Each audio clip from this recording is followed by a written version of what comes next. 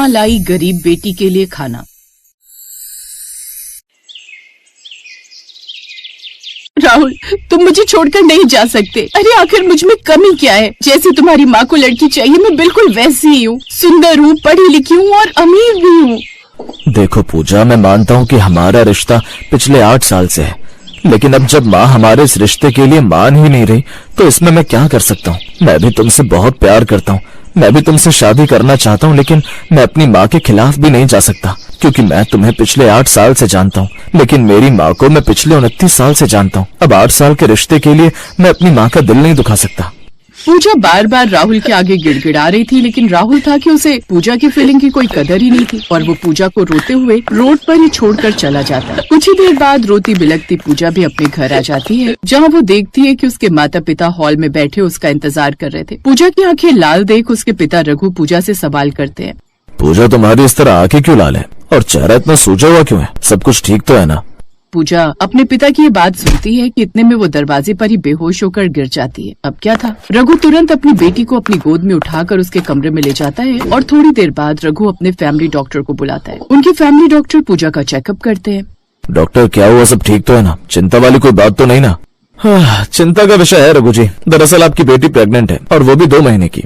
Doctor के मुंह से ये बात सुनकर मानो रघु और कविता के पैरों तले जमीन खिसक जाती है। डॉक्टर अब पूजा को दवाई देकर वहाँ से चले तो जाते हैं, लेकिन रघु और कविता पूजा के होश में आने का इंतजार कर रहे थे। कुछ देर बाद जब पूजा होश में आती है तो रघु और कविता पूजा से सवाल करते हैं। कहाँ तूने अपना मुंह काला करवाया है? अरे मौना, हम लोग इस शहर के सबसे बड़े और रईस इंसान है, लेकिन इसका मतलब ये नहीं कि तू हमारा नाम इज्जत सब मिट्टी में मिला दे। चुप रहो कविता, मुझे पूजा से बात करने दो, जाओ तुम यहाँ से। रघु के चिल्लाने पर कविता वहाँ से चली जाती है, जिस पर रघु उससे प्यार से पूछता है कि आखिर बात क्या है, और पूजा उसे सारी बात बता देती है। अब पूजा के मुंह से सारी सच्चाई जानकर रघु हैरान हो जाता है, पर फिर भी वो अपनी बेटी को समझाते हुए कहता है। देख बेटा, वो लड़का जो तेरे साथ पिछले 8 साल से एक रिश्ते में था, उसने अपनी माँ के लिए तुझे छोड़ दिया। इसीलिए मैं तो कहता हूँ कि तू भी उसकी निशानी मत रख, इस बच्चे को अबॉर्ट करा दे। ये कैसी बातें कर रहे हैं पिताजी आप? माना राहुल मुझे धोखा देकर गया है और वो मुझे अपनाना नहीं चाहता, लेकिन इसका मतलब ये नहीं कि मैं अपनी कोख में पल रहे बच्चे को पैदा होने से पहले ही मार दूं। पिताजी, मैं इस बच्चे को जन्म देना चाहती हूँ। पूजा की बात सुनकर रघु कुछ नहीं बोलता और वहाँ से चला जाता है। समय गुजरता है और गुजरते समय के साथ रघु और कविता बार बार पूजा को बच्चा अबॉर्ट करवाने के लिए कहते हैं, लेकिन पूजा हर बार यही बोलती है कि उसे ये बच्चा रखना है। ऐसे ही एक दिन सभी लोग खाना खा रहे थे, तभी कविता अपनी बेटी पूजा के आगे शर्त रखती है। देखो पूजा, तुम जिस तरह इस बच्चे को प्रोटेक्ट कर रही हो, उससे साफ जाहिर है कि हम चाहे कुछ भी कह लें, लेकिन तुम अपना अबॉर्शन नहीं करवाओगी। वो इसलिए माँ, क्योंकि मैं अपने होने वाले बच्चे से प्यार करती हूँ और कोई माँ ये नहीं चाहेगी कि उसका बच्चा इस दुनिया में आने से पहले ही खत्म हो जाए। तो ठीक है पूजा, हम तुम्हें अबॉर्शन करवाने के लिए नहीं कहेंगे, लेकिन बदले में तुम्हें हमारी एक बात माननी होगी। तुम इस बच्चे को जन्म तो दोगी, लेकिन यहाँ नहीं, बल्कि मुंबई के बांद्रा इलाके में। पर उस बच्चे का जन्म होते ही वो बच्चा हम तुमसे अलग कर देंगे। उसकी परवरिश अच्छे से होगी, लेकिन तुम उसे नहीं पालोगी, बल्कि इस बच्चे के बाद तुम वहाँ शादी करोगी जहाँ हम कहेंगे। पूजा अपने बच्चे को जन्म देना चाहती थी, वो उसकी अच्छी परवरिश भी चाहती थी, पर शायद ये तब तक मुमकिन नहीं था जब तक पूजा अपने बच्चों के साथ रहती। सिर्फ इसलिए उसने अपनी माँ की शर्त मान ली। कुछ दिनों में पूजा अब अपनी मौसी के घर मुंबई चली जाती है और देखते ही देखते 9 महीने गुजर जाते हैं। 9 महीने बाद पूजा एक बहुत प्यारी सी बेटी को जन्म देती है। पूजा उसे अपनी गोद में लेकर उसे खिलाई रही होती है कि तभी कविता आती है और उसे उसके बच्चे से दूर कर देती है। कुछ देर बाद कविता पूजा के बच्चे को एक नर्स के हाथ में देकर कहती है, देखो नर्स, चाहे तुम इस बच्चे को कहीं जिंदा फेंक दो या फिर किसी को दे दो, मुझे फर्क नहीं पड़ता, लेकिन ये लड़की दोबारा मेरी बेटी के आसपास भी नहीं भटकनी चाहिए। तुम समझ रही हो ना मैं क्या कह रही हूँ? इसके बदले मैं तुम्हें मुंह मांगी रकम दूंगी।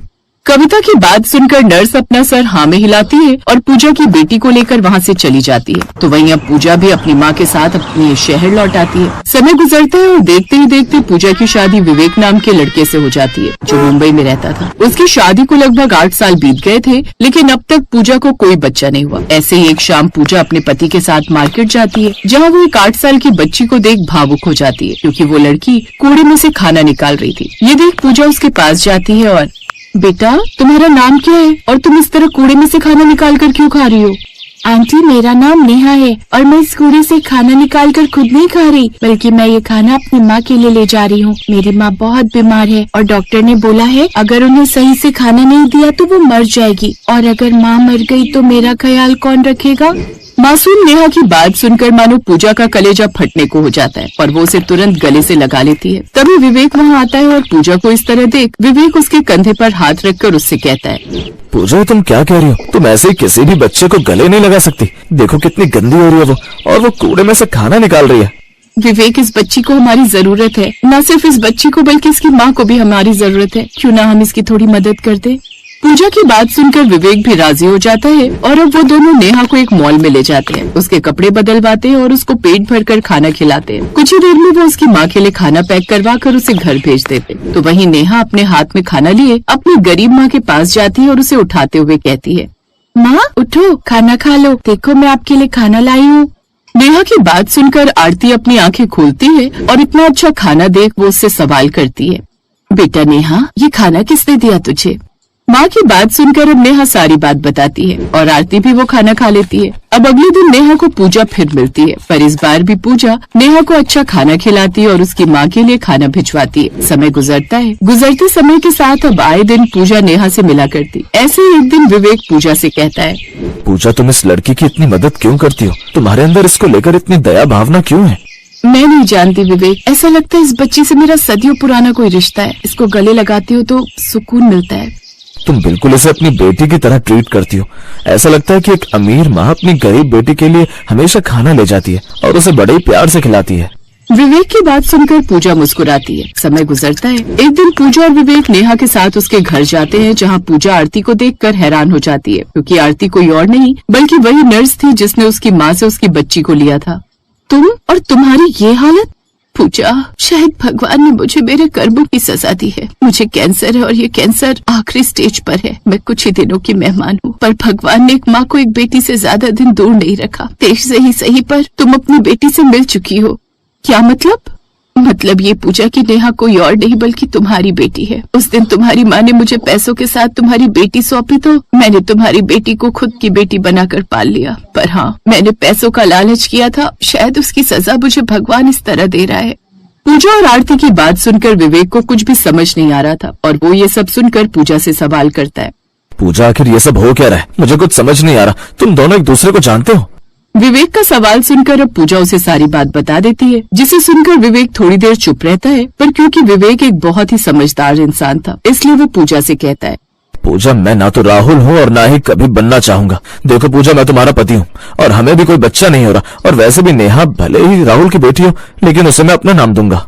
विवेक की बात सुनकर पूजा भावुक हो जाती है और उसकी आंखों से चाहकर भी आंसू नहीं रुकते। जिसके बाद पूजा अब नेहा को अपने घर ले जाने लगती है कि तभी नेहा अपनी माँ से कहती है, पूजा मम्मा, मुझे नहीं पता आप मेरी माँ हो या नहीं, लेकिन मेरी नजरों में मेरी माँ भी बिस्तर पर है। वो काफी बीमार है। मैं उन्हें छोड़कर आपके साथ नहीं जा सकती। लेकिन मेरी बच्ची तेरी असली माँ है, तुझे उनके साथ जाना होगा। मेरा क्या है, 1-2 दिन में मैं भगवान के पास चली जाऊंगी, लेकिन मेरे बाद तेरी माँ तेरा सहारा बनेगी। तो ठीक है ना, अब जब तक इस दुनिया में हो तब तक मैं आपके साथ रहना चाहूंगी। इतना बोलकर नेहा अब अपनी माँ के गले से लिपट जाती है और फूट फूट कर रोने लगती है। समय गुजरता है और गुजरते समय के साथ अब आरती अपना दम तोड़ देती है। इस तरह विवेक और पूजा आरती का अंतिम संस्कार करते हैं और वो नेहा को लेकर अपने घर चले जाते हैं। इस तरह एक बिछड़ी बेटी अपनी सगी माँ से मिल जाती है।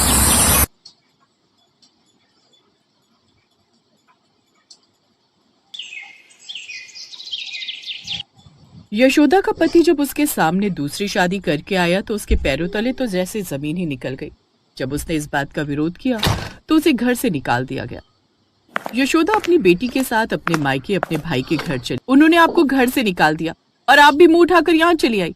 अरे हमारा भी तो घर बार है, हमारी लाइफ भी तो डिस्टर्ब होती है। और जो तुम्हारी शादी पर हमने तुम्हें दहेज दिया है उसका क्या? वो सब ऐसे ही छोड़कर आ गई? तो मैं क्या करती भैया, उनसे लड़ने बैठती। मेरी बेटी छोटी है, इस पर क्या ही असर पड़ेगा। इतनी चिंता होती ना आपको तो अपने पति के साथ कॉम्प्रोमाइज कर लेती। यूं मुंह उठाकर नहीं चली आती मायके। मेरे पास और कोई रास्ता नहीं था यहाँ आने के अलावा। मुझे कुछ दिन यहाँ रहने दीजिए, फिर मैं कोई न कोई ठिकाना ढूंढ लूंगी। अब वो अपने कमरे में जाते हैं। माँ, पहले तो मामा मामी हमें कितना प्यार करते थे और कितने अच्छे से पेश आते थे, लेकिन अब तो ये हमसे कैसे बातें कर रहे हैं। यशोदा के पास उसकी किसी भी बात का जवाब नहीं था। अगले दिन अपनी बेटी को घर पर छोड़कर यशोदा काम की तलाश में निकल जाती है। घर पर नीतू अपनी मामी की 5 साल की बेटी नेहा के साथ खेल रही थी। तभी उसकी मामी, ये क्या इतनी बड़ी होकर यहाँ हंसी ठिठोली कर रही है? चल जा, जाकर घर के कामकाज कर ले। अपनी मामी की ऊंची आवाज सुनकर डरते हुए नीतू रसोई में जाकर काम करने लगती है। शाम को यशोदा घर लौटती है। क्या हुआ मोहतरमा, कहीं काम मिला या यूं ही मटर गश्ती करके आ गई? काफी जगह काम की तलाश में गई लेकिन कहीं नौकरी नहीं मिली भाभी। नहीं मिली? हे भगवान, पता नहीं कब तक मुफ्त का राशन तोड़ेगी। खैर जाओ, अब वो ऑफिस से आते होंगे, जल्दी से रसोई में जाकर खाना बनाकर तैयार कर दो। यशोदा चुपचाप रसोई में जाती है और खाना बनाने लगती है। सबको खाना खिलाने के बाद वो जूठे बर्तन भी धोती है। अगले दिन वो फिर घर का काम जल्दी खत्म करके काम की तलाश में जाती है और दिन में थकी हारी घर लौटती है तो पंखा चलाकर बैठ जाती है। लेकिन तभी उसकी भाभी आकर पंखा बंद कर देती है। फ्री की बिजली नहीं आ रही है अब, आज कहीं काम मिला या नहीं? हाँ भाभी, मुझे एक जगह नौकरी मिल गई है। शुक्र है ऊपर वाले का, नहीं तो मुझे लगा था कि ऐसे ही तुम दोनों का बोझ हमें ढोना पड़ेगा। कुछ दिन बाद अपने भाई से कुछ पैसे उधार लेकर वो एक किराए के कमरे में चली जाती है। साथ ही वो अपने भाई को वादा करती है कि वो जल्द ही पैसे लौटा देगी। अब वो अपनी बेटी के साथ किराए के कमरे में रहने लगती है। फिर एक रोज, बेटी अब तू कल से स्कूल जाना शुरू कर दे, पहले ही तेरी पढ़ाई का काफी नुकसान हो गया है। लेकिन माँ, मेरी किताबें और बैग तो घर पर ही रह गया। अरे हाँ, उस रोज जल्दबाजी में मैं लाना ही भूल गई। अब वो अपनी पड़ोसन को फोन करती है और उससे रिक्वेस्ट करती है कि वो नीतू के पिता के यहाँ से उसका स्कूल बैग और किताबें ले आए। वो औरत उसका सामान पहुंचा देती है। अब नीतू के स्कूल जाने के बाद यशोदा भी काम पर जाने लगती है। यशोदा एक फैक्ट्री में काम करने लगती है। सुबह से शाम तक वो काफी थक जाती थी। एक रोज, माँ तुम काफी थक जाती हो ना? आप चिंता मत करो, एक दिन ना मैं पढ़ लिख कर बहुत बड़ी बन जाऊंगी, फिर हम इन सब का ना मुंह बंद कर देंगे। मेरी बच्ची, तू लोगों की बातों पर इतना ध्यान मत दे और अपनी पढ़ाई पर ही ध्यान रख। कामयाब बनो और सबकी बोलती बंद कर दो। अब माँ, मेरी जिंदगी का एक ही मकसद है, अमीर बनना, क्योंकि मैं समझ चुकी हूँ इंसान की तभी इज्जत है जब उसके पास पैसा हो। अब हमें मेहनत करके अमीर बनना है। अब दोनों माँ बेटी दिन रात मेहनत में लग गई। यशोदा भी अपनी नौकरी में जी तोड़ मेहनत करती और नीतू भी अपनी पढ़ाई पर ध्यान देती। ऐसे ही समय बीता। अब नीतू ने 12वीं पूरी कर ली और अब वो गवर्नमेंट जॉब की तैयारी में लग जाती है। ऐसे ही समय बीता। एक रोज यशोदा काम से लौट रही थी, तब उसने सड़क पर एक आदमी को देखा। लॉटरी है, ले लो लॉटरी, सिर्फ 20 रुपए में ही। 20 रुपए दो और करोड़पति बन जाओ। 20 रुपए में करोड़पति? भैया ये क्या कह रहे हो? हाँ, ये लो लॉटरी, 20 रुपए में खरीद लो और बन जाओ करोड़पति। यशोदा 20 रुपए में लॉटरी खरीद लेती है और घर आ जाती है और उस लॉटरी को मंदिर में रख देती है। कुछ दिनों बाद रक्षाबंधन का त्योहार था तो यशोदा बड़ी दुखी थी।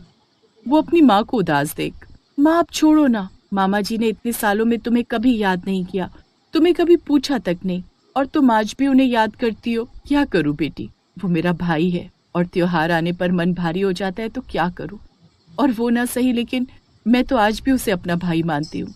तुम चिंता मत करो, एक ना एक दिन वो वक्त जरूर आएगा जब वो आपसे मिलने आएंगे। चलो अब मुस्कुरा दो, आज मैं तुम्हारी पसंद की खीर बना रही हूँ। फिर एक रोज, माँ माँ माँ, मेरी प्यारी माँ। क्या हुआ? माँ, तुम्हारी बेटी की सरकारी नौकरी लग गई है, मैं सरकारी बैंक में मैनेजर लग गई हूँ।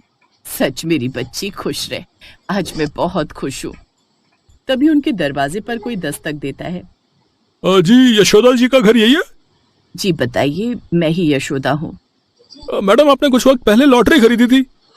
लॉटरी? हाँ याद आया, वो तो मैंने भगवान जी के मंदिर में रखी थी और देखना ही भूल गई। मैडम, आपकी किस्मत जाग गई है, आपको पूरे 1 करोड़ की लॉटरी लगी है। ये सुनते ही यशोदा तो जैसे बेहोश हो जाती है। फिर नीतू उस पर पानी छिड़क कर उसे होश में लाती है। नीतू बेटी, हम अमीर हो गए, हम माँ बेटी के सारे दुख दूर हो गए। हाँ माँ, अब हम गरीब माँ बेटी अमीर हो गई। उस दिन के बाद तो उन दोनों माँ बेटी का रहन सहन ही बदल गया। अब वो एक बड़ी कोठी में रहने लगी जहाँ नौकर चाकर थे। साथ ही उनकी कोठी के बाहर बड़ी सी गाड़ी खड़ी थी। उसके भैया भाभी को जब इस बात की जानकारी मिली तो वो यशोदा से आकर माफी मांगने लगे। हमें माफ कर दो दीदी, हमसे गलती हो गई, लेकिन आज आपको आपकी मेहनत का और नीतू को भी उसकी मेहनत का फल मिल गया, तभी तो आज इसकी सरकारी नौकरी लग गई और आपकी लॉटरी भी। जिस वक्त हमें आपका साथ देना चाहिए था, उस वक्त हमने भाई भाभी होकर भी आपका साथ नहीं दिया। हाँ बहन, हमें माफ कर दो। कोई बात नहीं, जिसने जो कर्म किया है उसे वो भोगेगा। मुझे तुमसे कोई गिला शिकवा नहीं। अब दोनों माँ बेटी उन्हें माफ कर देती हैं और खुशी खुशी अपनी जिंदगी काटती हैं।